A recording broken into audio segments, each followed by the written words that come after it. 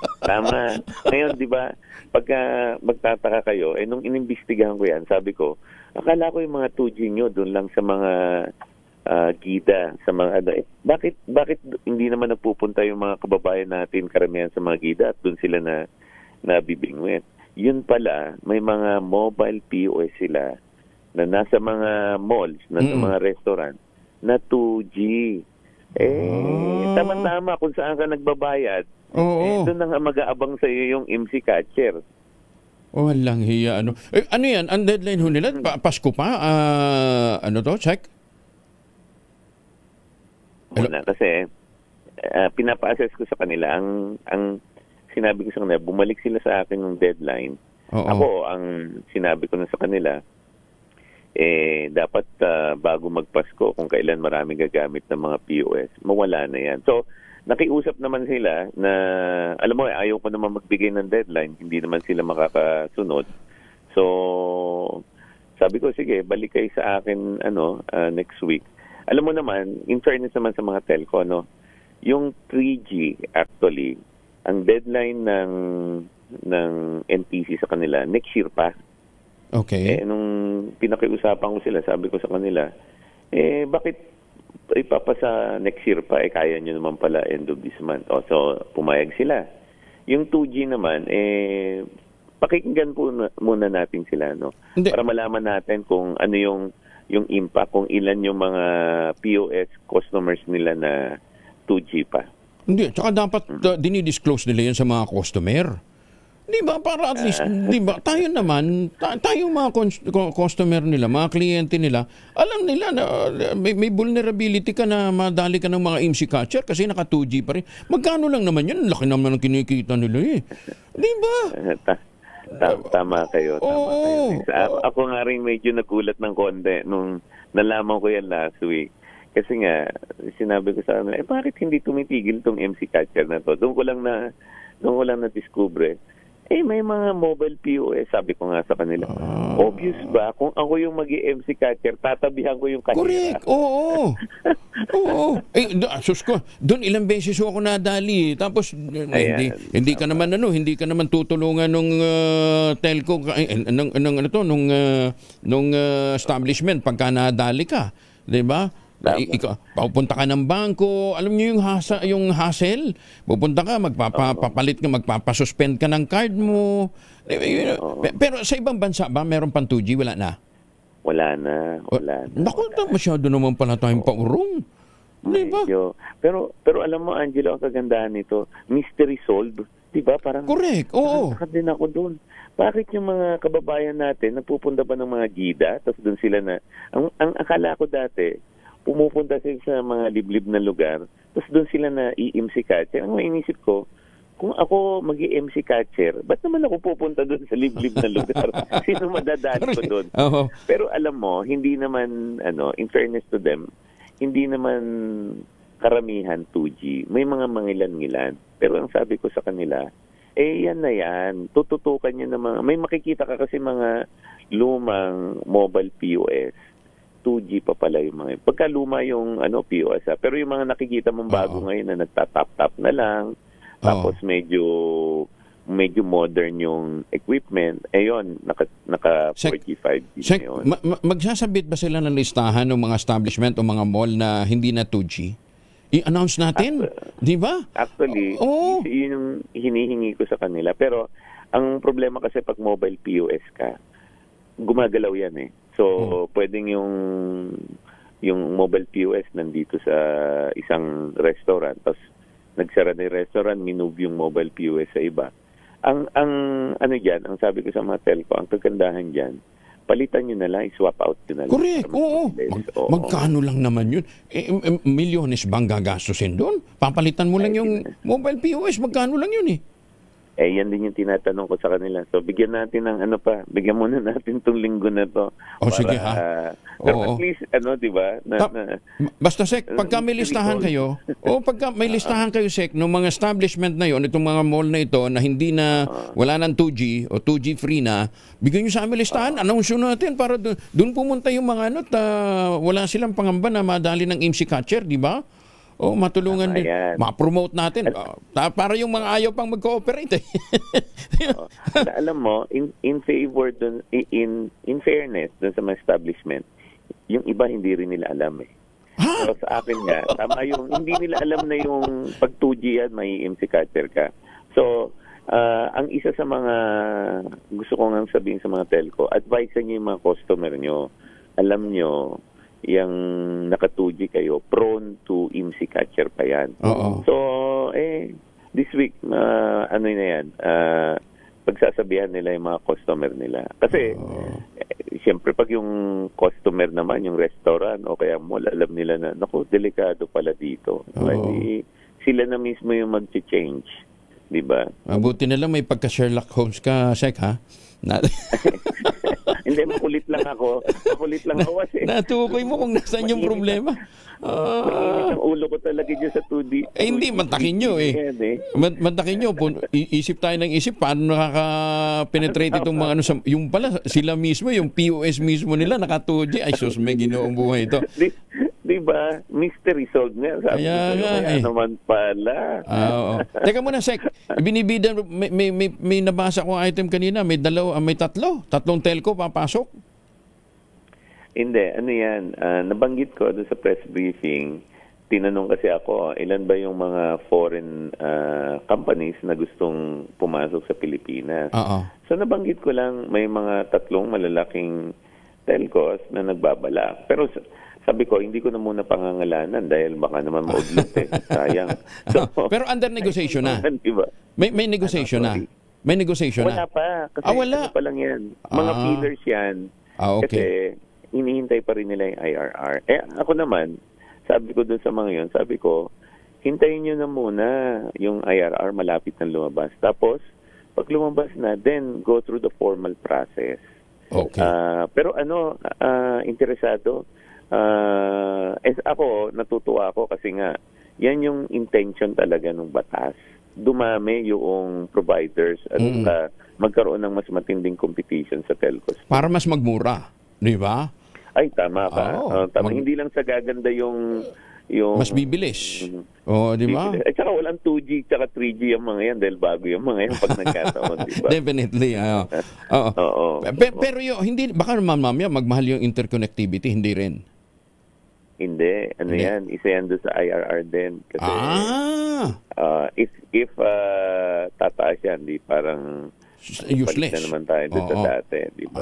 Alam mo, ilang beses na natin nasubukan na magpasok ng bagong mga telco. Ito nga yung wisdom ng batas. Kasi nalaman nila, na inaral nila dati.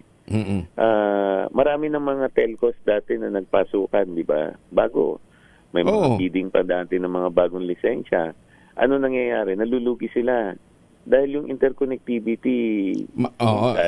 wala naman silang facility, wala namang network kuminsan, di ba? Yung highway, sinusolo din ng ibang malalaki. So ngayon, mas magiging maganda yung interconnectivity. Ay, lilinawin natin sa IRR yan. Ayan. Sek, ano ng speed natin ngayon ng internet? Average? Alam mo, ito yung ginagawa ko, kasi hindi na ako nagre-rely doon sa mga published rates. Ako mismo, yung sa mga nakikinig sa atin na kababayan natin, i-download nyo po yung Open Signal. Libre po yan.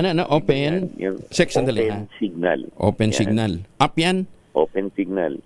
App po yan. Open Signal. Libre po yan. Okay. Ang ginagawa ko parate, pumupunta ako sa mga, let's say, nasa EDSA ako, naipit ako sa traffic. Meron yan, pag dinownload nyo, malalagay nyo dyan, 5G, 4G. Makikita nyo kung ano yung signal nyo. I-press nyo yung test. Pag press nyo yung test, may makikita ka na upload, download, at saka latency.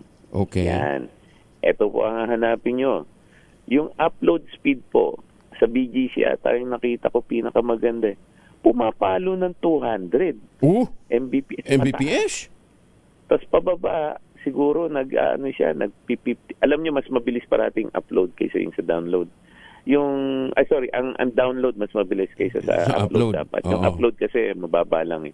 Para bang yung blood pressure. Titignan mo blood pressure. 90 over ganyan. So yung download niya, umaabot ka ng mga 200 plus.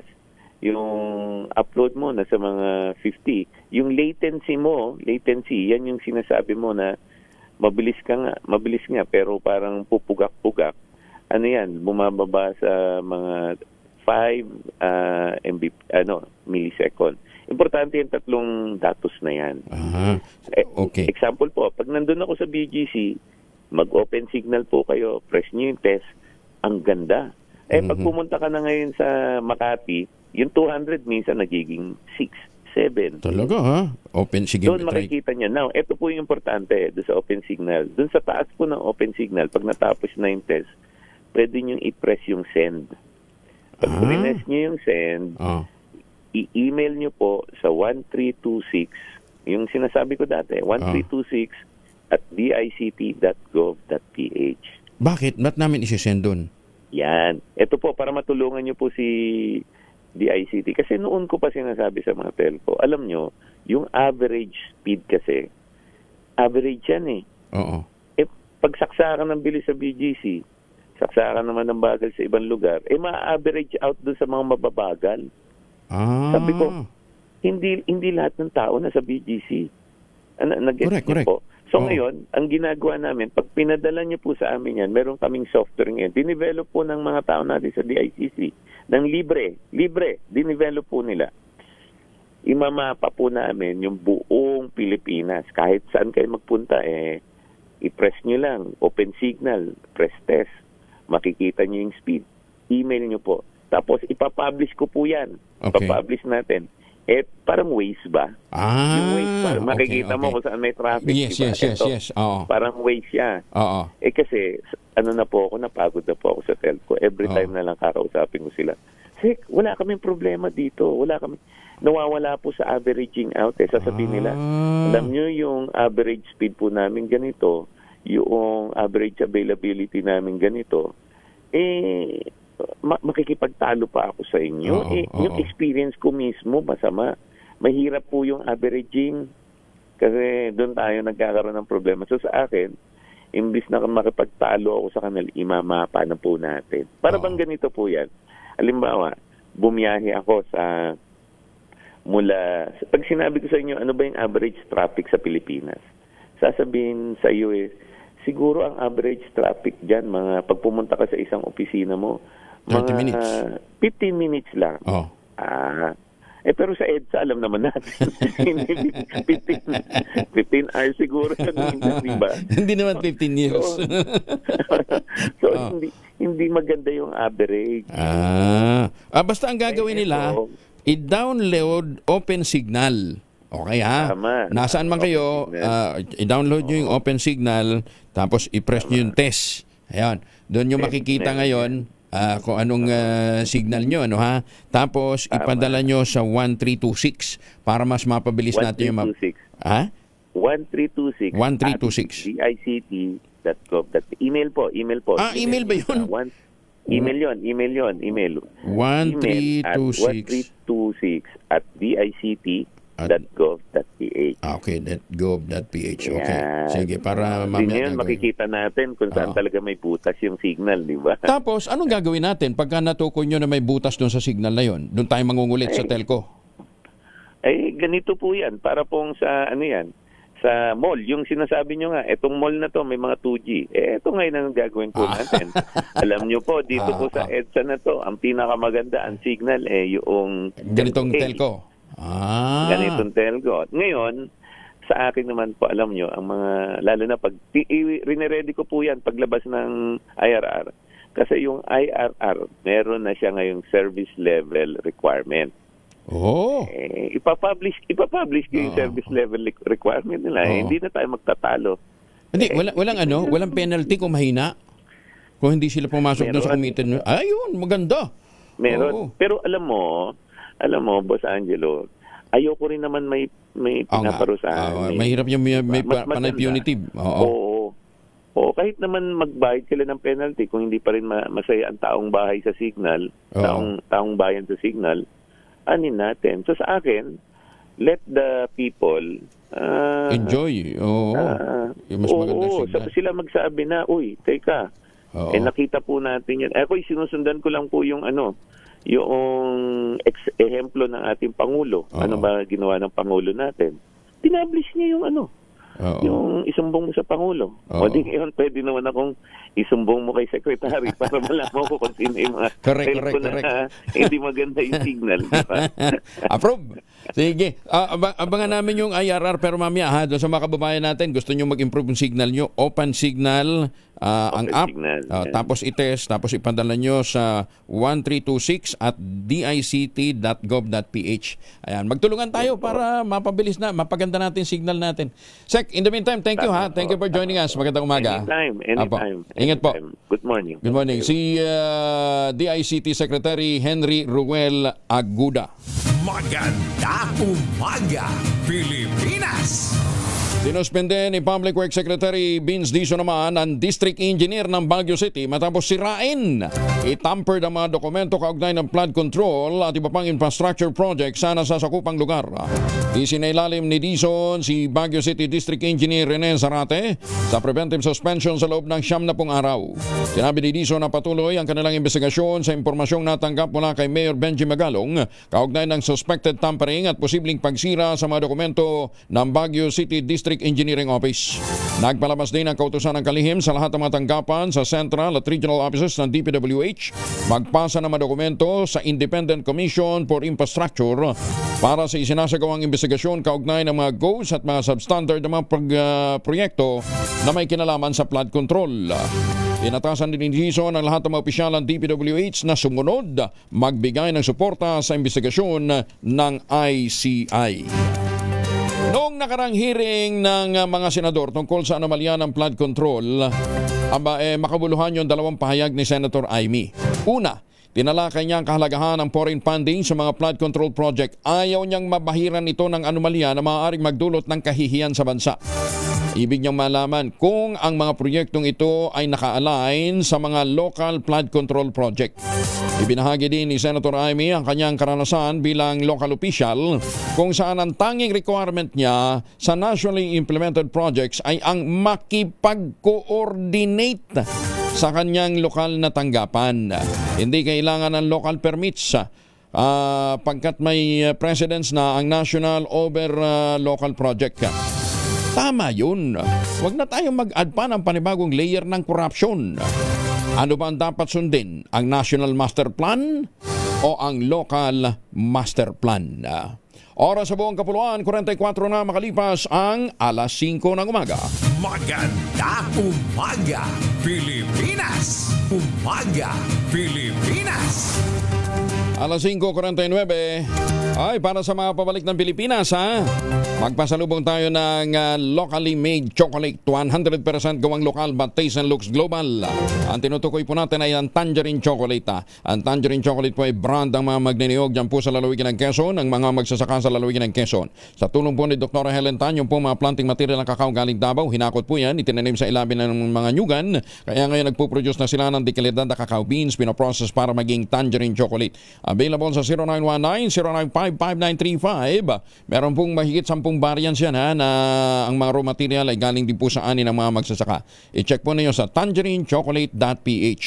Sabi nga po ni Dr. Helen Tan, sino bang magmamalasakit sa Pilipino kundi ang kapwa Pilipino? Kaya sa bawat tangkilik natin ng Tangerine Chocolate, pinalalakas natin ang loob ng ating mga magsasaka. Pinalalakas natin ang ating lokal na ekonomiya. Tangerine Chocolate 100% gawang atin. Kaya ang pakausap ni Dr. Helen Tan, ating tangkilikin. Maganda umaga, Pilipinas! Mamalengke muna tayo. Nasa Bonifacio Market ngayon si Edwin Duque, RH23. Edwin, kumusta ang presyohan dyan? Edwin? Nawala si Edwin. Dako muna tayo kay Giselle Ricaport. Commuters Group naman na nanawagan sa Malacanang na obligahin ang lahat ng mga government official mag-commute ng isang beses sa isang linggo. Detalye mula kay RH15, Giselle Ricaport. Giselle? Kanina kausap lang natin si Secretary Aguda. Sabi niya maganda ng telco. Sek, parang talaga niloloko tayo na ito. Giselle. Ayan, tutot ng tutot. Ayan, sige, habang ina-establish natin ng linya ni Giselle, arestado naman ang senior high school teacher mula sa isang kilalang universidad sa Davao City matapos mahuling kumukuha ng larawan ng mga tanong sa Licensure Examination for Teachers o LET, ipinadadala sa isang hindi matukoy na review center. Ayon kay NBI Regional Director Arsilito Albao, naaktuhang kumukuha ng mga larawan sa test questionnaires ang guro. Kinilala itong si Franklin Anota Jr. Inamin naman ng teacher na ginawa ang pagkuha ng picture kapalit ng 10,000 pesos at nagawaon niya umano ito dahil sa kakulangan ng pera. Dahil dito kakaharap ang nasabing teacher sa kasong paglabag sa PRC Modernization Act of 2000. Nananakit na ba ang inyong mga kasukasuan? Nagkakaringkel, sumihina ang inyong kalamnan? Epekto yan ng ating pagtanda. Ipinakikilala po ang Ultaplex, isang health drink mula sa mga lumikha ng Ultabio backed by Japanese technology. Ang Ultaflex ay may HCG complex, hydrolyzed marine collagen para sa skin at joints, HMB, pampalakas naman ng muscles at glucosa green para sa ginhawa ng kasukasuan. Available ito in coffee with stevia at powdered drink mix. Kayang bawiin ang galaw, sigla at ganda kahit nagkakaedad na with proper diet and exercise. Hanapin po sa Shopee, Lazada at ultabio.shop ang Ultaplex. Ang Ultaplex po ay hindi gamot at hindi pwedeng gamitin panggamot sa anumang uri ng sakit. If symptoms persist, consult your doctor. Balikan natin si Giselle Ricaport. Giselle, okay ka na? Good morning, Kuya Angel. Umaapila ang Lawyers for Commuter Safety and Protection sa Malacanang na magbaba ng direktiba na uobliga sa pagkukommute ng mga opisyal ng gobyerno isang beses sa isang linggo. Ayon kay LCSP Founder Attorney Ariel Linton, dapat tularan ng utos ni Transportation Acting Secretary Giovanni Lopez sa mga opisyal ng rule and rail sector na gumamit ng pampublikong transportasyon upang mas makita raw nila ang mga pangangailangan ng commuters. Kinastigo ng abogado ang anyay mayayabang na opisyal na gumagamit pa ng wangwang para maiprioridad sa kalsada samantalang naghihirap ang mga ordinaryong Pinoy. Sabi pa ng LCSP Founder, kung minsan magko-commute ang lahat ng government official, malaki itong tulong para maibsan ang malalang trapiko lalo sa Capital Region. Pakinggan natin ang abogado. Dahil hindi katulad ng coding, sa isang araw kasi pag coding yung sasakyan itong mga to, gagamit na ng second or third cab nila. Dito hindi. Hindi nila magagamit yung second, third o kahit yung pang 50 cab nila minsan sa isang linggo. Kaya at least minsan sa isang linggo ay wala silang gagamitin sasakyan, makakatulong sa traffic. Samantala, sinabi ng abogado na hindi masisisi ang ilang grupo o ilang transport group na idaan sa tigil pasada ang kanilang damdamin tungkol sa flood control scandal. Pag-anya karaniwang driver ang may traffic violation, mabilis patawan ng parusa pero sa pagnanakaw ng bilyon-bilyong pondo sa gobyerno, nagtatakipan pa ang mga nasa kapangyarihan. Ito si Giselle Ricaport para sa DZRH sa Pilipinas o sa Pilipino. Maraming salamat, Giselle. 6 na minuto na lamang, ASES na ng umaga. Umaga, Pilipinas! Happy birthday muna kay Direktor Dante Balao. Binabati ka ng mga mapitagan General, Direktor Dante Balao. Dating direktor po ito ng OCD. Direktor, happy birthday. Isa yan sa mga poging miyembro ng class mapitagan ng PMA. Birthday din ngayon ni Dr.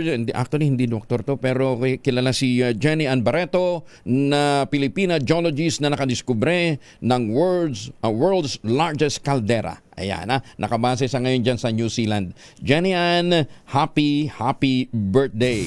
Maganda umaga, Pilipinas! Paano na? Paalam na ho tayo. Happy birthday. Good morning kay Mayor Sene Mendoza dyan po sa Talisay, Batangas.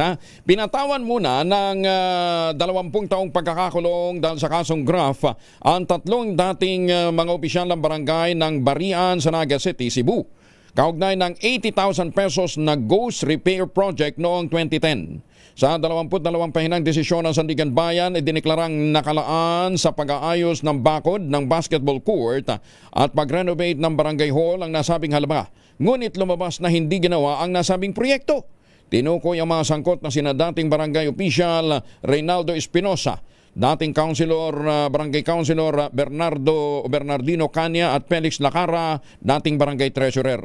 Bagamat may dokumento gaya ng purchase order, job order, inspection, acceptance report at iba pang papeles, napatunayan ng korte na peke ang mga isinumiteng dokumento.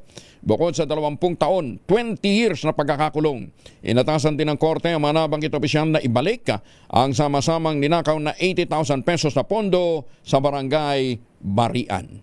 Bantakin ho ninyo ha, with 80,000 pesos, 20 years ang kulong nila. Paano na lang yung mga nagnakaw ng milyon-milyon? Lagot kayo! Maganda umaga, Pilipinas! Kuya Angel po, si Angelo Palmones, nag-iwan sa inyo na isang magandang umaga. Maraming salamat sa inyo walang sawang pagsubaybay, pakikinig at pagtitiwala. Magtanim ng kawayan para sa kalikasan at kabuhayan. Ang ating quote of the day ngayong araw nito ay mula po kay Tacitus. Isa pong Greek historian, ang sabi niya, the more corrupt the state, ulitin natin ha, the more corrupt the state, the more numerous the loss. Naman, ang daming exemption eh. Ay, sus me. Isis Balita, susunod na. Susunod na rin po ang 2x2. Oras sa buong kapuluan na Isis na ng umaga. Maganda umaga, Pilipinas!